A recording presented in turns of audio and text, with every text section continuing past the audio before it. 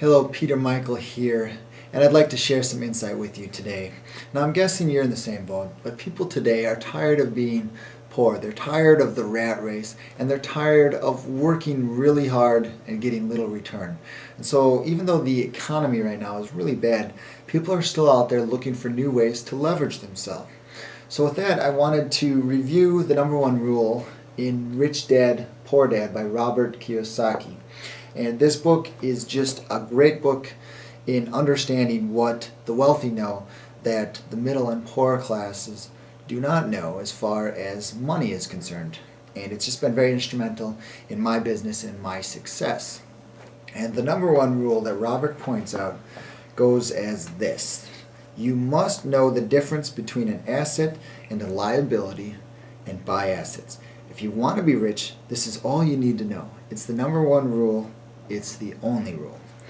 So that seems pretty simple, doesn't it? But the problem is that most of us, 99% of us, don't really understand what the true difference is between an asset and a liability. And that's what Robert points out. And I've just got a few diagrams that he kind of simplifies it for you. So, first of all, you have the cash flow pattern of an asset. What is an asset?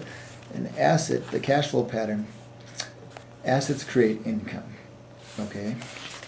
And in kind of the opposite sense, as you'd expect, here's the cash flow pattern of a liability. Liabilities go directly to your expenses. So, now you can start to think, well, what do I have that's an asset? What do I have that's a liability? What is creating me money besides my job? That doesn't count. You're working to get that money. But what is an asset that's creating income, and what is a liability that I have to keep paying expenses out?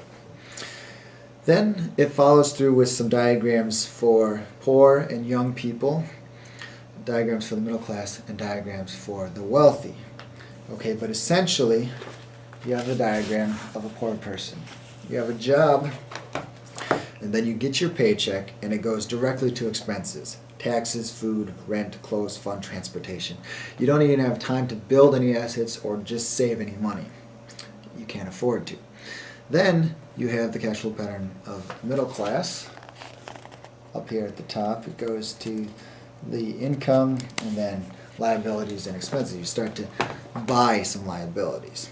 And again, the regular expenses for the middle class are taxes, mortgages, fixed expenses like cable, internet, telephone, food, clothing, fun. But now that you've started buying some of the liabilities, and generally the middle class, we think we're buying assets, but really they're liabilities. Like a mortgage, you buy a home, but you have to mortgage it. So until you own it and you've paid everything off, you really have a liability, especially in today's housing market where the prices have gone down after you've bought them. And then you have consumer loans for, say, purchasing a vehicle, and then credit card debt is terrible. You think you have cash flow, but really building up your credit card debt, you're just creating a huge liability. And then you have the cash flow chart of a wealthy person. Assets, income. Looks a lot like the first cash flow chart, because the wealthy buy assets, things like stocks, bonds, notes, real estate, and intellectual property, and those create dividends, interest, rental income, and royalties. So basically, you need to know what's an asset in your world and what's a liability. And you have to start weeding out the liabilities and start focusing on your assets and getting more of those assets. And under intellectual property, you have, it's called the creation of the mind. If you look it up, intellectual property refers to creation of the mind, inventions, trademarks. So essentially, starting an online business or home business, you're investing in an asset because you're building a website, you're branding yourself, you're creating this business of yours.